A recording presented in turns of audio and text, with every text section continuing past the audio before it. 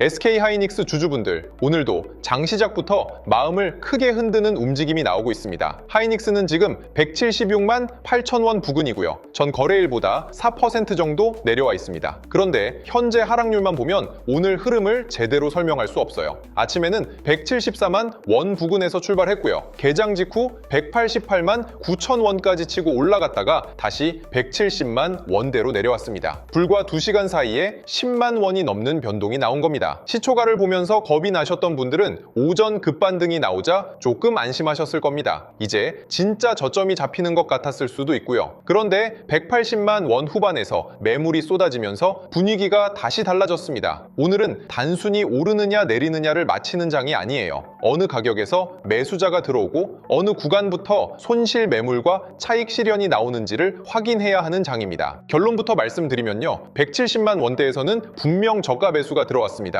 다만 180만 원 후반을 넘지 못했기 때문에 매도세가 끝났다고 판단하기에는 아직 이릅니다. 지금 하이닉스는 바닥이 확인된 게 아니라요. 새로운 저점을 만들려는 자금과 반등을 이용해 빠져나오려는 물량이 맞붙고 있는 상황입니다. 자, 오늘 아침 가격이 낮게 시작한 데에는 해외 메모리주 약세가 먼저 반영됐습니다. 최근 닷새 동안 필라델피아 반도체 지수는 5% 넘게 빠졌고요. 마이크론은 같은 기간 9% 넘게 내려왔습니다. 하이닉스 미국 ADR도 이틀 연속 큰 폭으로 흔들리면서 국내 시장의 투자 심리를 눌렀습니다. 여기에 유가 상승과 미국 선물 약세까지 겹쳤습니다. 장시작 전부터 외국인이 한국 반도체 비중을 다시 줄이는 것 아니냐는 경계가 커졌고요. 지난주 급락을 겪은 투자자들은 추가 하락을 피하려고 시초가부터 물량을 내놓았습니다. 그 주문이 170만 원대 출발로 이어진 겁니다. 그런데 170만 원 초반에서는 바로 매수가 붙었습니다. 고점 대비 40% 가까이 내려온 가격이었고요. 최근 강제적인 비중 축소와 레버리지 청산도 상당 부분 진행된 상태였습니다. 이 정도면 너무 빠졌다고 판단한 자금과 하락 포지션을 되사는 주문이 함께 들어오면서 180만 원 후반까지 빠르게 반등한 겁니다. 문제는 오전 고점에서 기다리고 있던 매물입니다. 지난주 200만 원 위에서 매수한 투자자에게 180만 원 후반은 손실을 줄일 수 있는 자리였고요. 오늘 시초가 부근에서 잡은 당위 자금에는 충분히 수익을 챙길 수 있는 가격이었습니다. 서로 다른 이유로 나온 매도가 같은 구간에 겹치면서 상승이 꺾였습니다. 오늘 흐름을 쉽게 비유하면 이렇습니다. 하이닉스가 깊은 곳에서 수면 위까지 빠르게 올라오기는 했어요. 그런데 물 밖으로 완전히 나온 건 아닙니다. 숨을 한번 돌리자마자 위에서 다시 파도가 들어온 상황이에요. 지금은 반등 속도보다 다시 밀렸을 때 어느 가격에서 멈추는지가 더 중요합니다. 최근 시장 환경도 하이닉스에 편하지 않습니다. 지난주 코스피에서는 매도 사이드카와 매수 사이드카가 번갈아 나왔고요. 오늘은 코스닥에서 매도 사이드카가 발동됐습니다. 하루 방향이 몇 번씩 바뀔 정도로 시장 전체의 변동성이 커진 상태입니다. 다만 오늘 코스피에서도 사이드카가 발동됐다고 확정해서 말할 수 있는 자료는 아닙니다. 최근 안정화 장치가 반복됐다는 사실만으로 시장의 불안정성을 보시면 됩니다. 하이닉스가 좋은 회사인지 따지기도 전에 선물과 프로그램을 통해 기술주 비중을 한꺼번에 줄이는 주문이 자주 나오고 있다는 뜻입니다. 하이닉스가 삼성전자보다 더 크게 흔들리는 이유는 사업 구조에서 찾을 수 있습니다. 삼성전자는 스마트폰과 가전, 디스플레이와 파운드리까지 여러 사업을 가지고 있습니다. 하이닉스는 메모리와 HBM이 이익에서 차지하는 비중이 훨씬 높아요. 업황 기대가 좋아질 때는 더 빠르게 올라가지만 의심이 생기면 하락 반응도 강하게 나옵니다. 지금 시장이 의심하는 건 인공지능 투자가 사라진다는 이야기가 아닙니다. 데이터 센터 건설과 고성능 반도체 수요는 여전히 살아있어요. 다만 지금의 높은 메모리 가격과 이익률이 언제까지 이어질 수 있느냐를 따지기 시작한 겁니다. 삼성전자와 마이크론이 HBM 생산 능력을 늘리고요. 중국 메모리 업체까지 대규모 자금을 확보해 공급을 확대하면 현재의 부족 현상이 완화될 수 있습니다. 하이닉스가 선두라는 사실은 변하지 않았지만 그 선두 지위에 시장이 얼마의 가격을 줄 것인지는 달라질 수 있습니다. 그렇다고 하이닉스의 경쟁력이 갑자기 무너졌다고 볼 필요도 없습니다. HBM 양산 경험과 주요 고객사 납품 이력에서는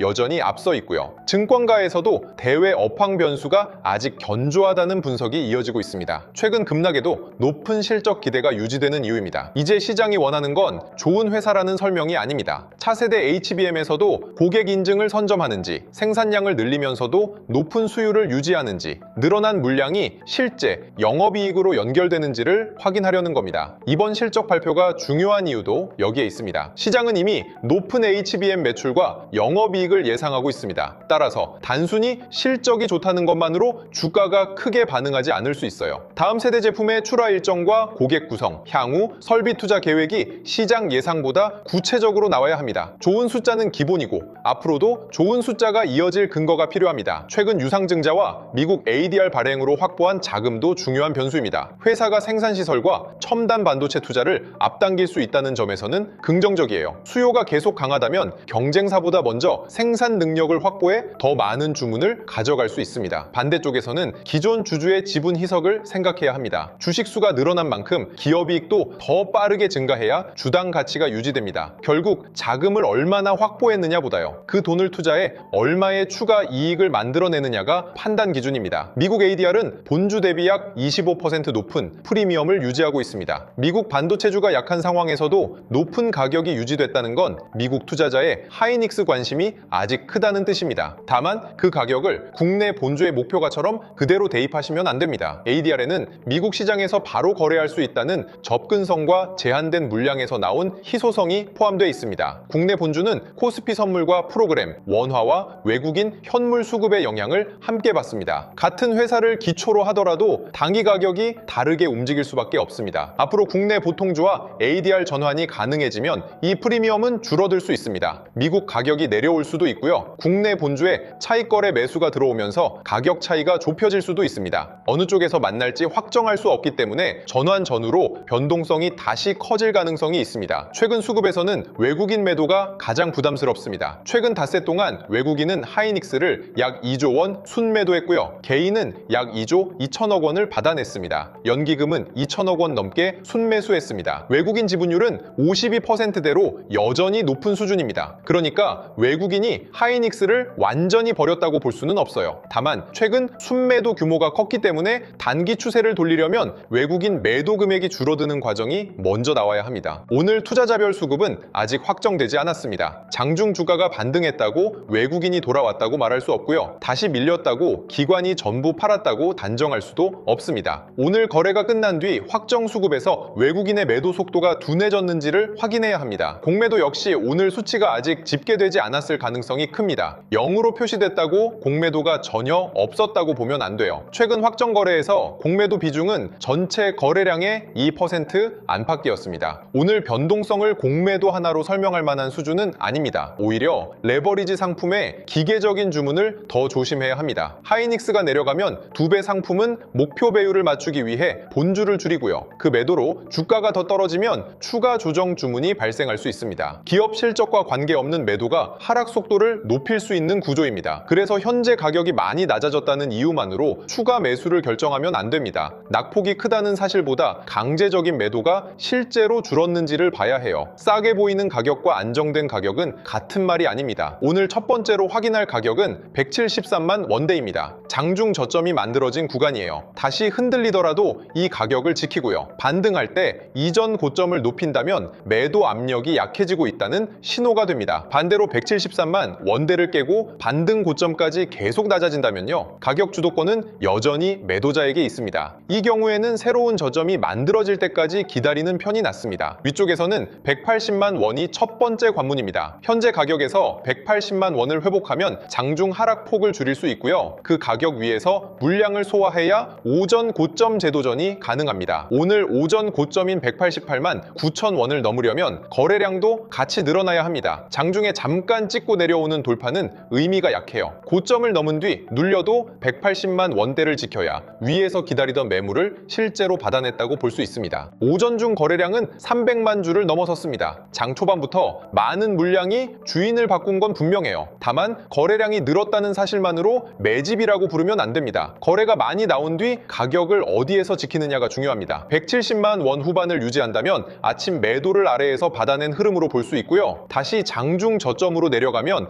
오전 반등을 이용해 위에서 물량이 나온 것일 수 있습니다. 가격이 거래량의 성격을 결정합니다. 원달러 환율은 최근 1,500원대에서 1,480원대로 내려왔습니다. 외국인에게 환율 부담이 조금 줄어든 환경이에요. 그런데도 하이닉스 매도가 이어진다면 한국 시장 전체보다 메모리 업종 비중을 줄이는 성격이 강하다고 볼 수 있습니다. 삼성전자와의 상대 강도도 봐야 합니다. 삼성전자는 전 거래일 가격 근처를 다시 시험하고 있는데요. 하이닉스는 아직 4% 안팎의 하락을 보이고 있습니다. 현재까지는 사업 구조가 분산된 삼성전자의 방어적인 자금이 먼저 들어온 모습에 가깝습니다. 오후에 하이닉스가 삼성전자보다 빠르게 낙폭을 줄인다면 흐름이 달라질 수 있습니다. HBM 선두주의 저가 매수가 본격적으로 들어오는 신호가 될 수 있어요. 반대로 두 종목 사이의 격차가 계속 벌어지면 하이닉스의 외국인 수급과 ADR 관련 부담이 더 크게 남아 있는 겁니다. 자, 오늘 가장 좋은 흐름은 173만 원대 저점을 지키고 180만 원을 회복하는 겁니다. 그 다음 거래량을 동반해 오전 고점을 넘는다면요, 아침 개파락이 과도한 공포에서 나온 움직임이었다는 해석에 힘이 실립니다. 여기에 삼성전자와 마이크론, 필라델피아 반도체 지수까지 안정되면 반등의 질은 더 좋아집니다. 하이닉스 한 종목의 낙폭 과대 반등이 아니라요, 메모리 업종 전체에서 투자 심리가 살아나는 흐름이기 때문입니다. 반대로 장중 저점을 깨고 외국인과 프로그램 매도까지 늘어난다면 추가 조정을 열어둬야 합니다. 이때는 ADR 프리미엄이나 높은 증권사 목표 가격보다요, 현재 시장에서 실제로 나오는 매도를 우선해서 봐야 합니다. 이미 하이닉스를 보유한 분들은 오늘 마음이 여러 번 흔들리셨을 겁니다. 시초에서는 전부 팔고 싶은 생각이 들었을 수 있고요, 180만 원 후반에서는 이제 살았다는 마음이 들었을 겁니다. 다시 170만 원대로 내려오면서 판단이 어려워졌을 거예요. 그런데 하루 안에 저점과 고점을 모두 맞추려고 하지 마세요. 이미 지나간 가격은 바꿀 수 없습니다. 지금부터는 계좌가 다시 장중 저점을 시험해도 버틸 수 있는지, 추가 매수 뒤에도 현금이 남는지를 확인해야 합니다. 현물 비중이 감당 가능한 분들은 오늘 저점과 확정 수급을 확인할 수 있습니다. 하이닉스의 경쟁력이 오전 몇 시간 만에 사라진 건 아니니까요. 다만 하이닉스와 반도체 상장 지수 펀드, 장비주를 함께 보유했다면 계좌 전체의 반도체 비중부터 계산해야 합니다. 비중이 지나치게 큰 분들은 반등 구간에서 일부 현금을 만드는 계획도 필요합니다. 전량을 정리하라는 뜻은 아니에요. 좋은 회사를 보유하고도 하루 변동 때문에 계속 계좌를 열어본다면요, 투자 논리보다 비중이 먼저 흔들리고 있는 겁니다. 신용과 레버리지를 사용한 분들은 회사 전망보다 계좌 생존이 먼저입니다. 다음 하락에서 담보 비율을 버티지 못한다면 실적 발표까지 기다릴 수 없습니다. 계좌가 살아있어야 이후 하이닉스가 회복할 때 수익에도 참여할 수 있습니다. 신규로 접근하려는 분들은 현재 가격에서 한 번에 들어갈 필요가 없습니다. 180만 원을 회복하는지 보고요, 오전 고점을 돌파한 뒤 눌림에서도 180만 원대를 지키는지 확인할 수 있습니다. 다시 밀린다면 장중 저점 부근에서 매수세가 살아있는지 기다리는 방법도 있습니다. 오늘 저점을 놓쳤다고 기회를 놓친 건 아닙니다. 하이닉스는 방향이 확인된 뒤에도 움직임이 큰 종목이에요. 정확한 바닥을 맞추려다 계좌가 흔들리는 것보다요, 매도 압력이 줄어드는 걸 확인한 뒤 접근하는 편이 훨씬 편합니다. 주식 투자를 하다 보면 가장 답답한 순간이 찾아옵니다. 보유 종목은 여러 개인데 무엇부터 손대야 할지 모르겠고요, 손실이 큰 하이닉스를 더 버텨야 할지, 지금 물을 타야 할지, 일부를 먼저 줄여야 할지 판단이 서지 않는 순간이 오거든요. 그래서 현재 보유한 종목부터 다음 시장에서 볼 기회까지 한 번에 확인하실 수 있도록 무료 안내를 준비해 놨습니다. 사용하고 있는 증권사 앱에 보유 종목 화면을 캡처해서 올려주시면요, 어느 종목에 비중이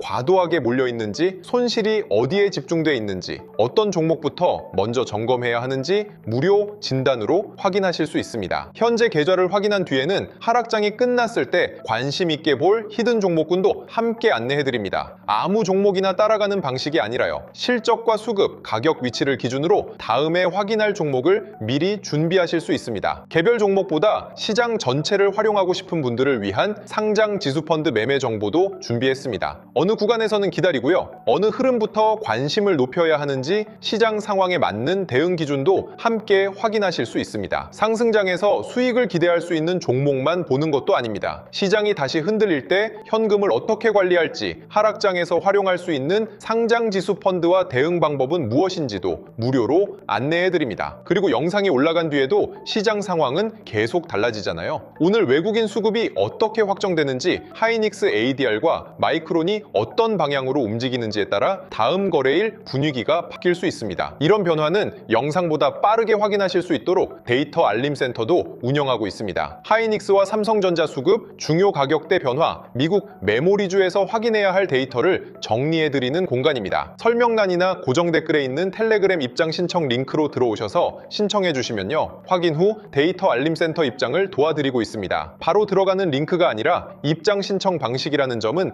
꼭 확인해 주세요. 보유 종목 무료 진단과 하락장 이후 히든 종목, 상장 지수펀드 매매 정보, 상승장과 하락장에서 활용할 수 있는 대응 방법까지 전부 무료로 준비해 놨습니다. 화면 아래 구독과 좋아요 버튼 눌러주시고요. 댓글창에 구독 완료라고 남겨주세요. 설명란이나 고정 댓글의 신청 링크에서 무료 안내와 데이터 알림센터 입장 신청을 함께 확인하실 수 있습니다. 오늘 하이닉스에서 확인할 기준은 분명합니다. 173만 원대 저점을 지키고요. 180만 원을 회복한 뒤 오전 고점을 다시 넘는지 보셔야 합니다. 여기에 외국인 매도까지 줄어들면 오늘 하락은 과도한 위험 축소로 남을 수 있습니다. 반대로 저점을 깨고 외국인 매도까지 이어진다면 메모리 업종의 추가 조정을 준비해야 합니다. 좋은 회사라는 이유로 수급을 무시할 수도 없고요. 큰 낙폭만 보고 회사 경쟁력까지 부정할 필요도 없습니다. 지금은 가격을 따라가기보다 매도 압력이 실제로 끝나는지 확인할 때입니다.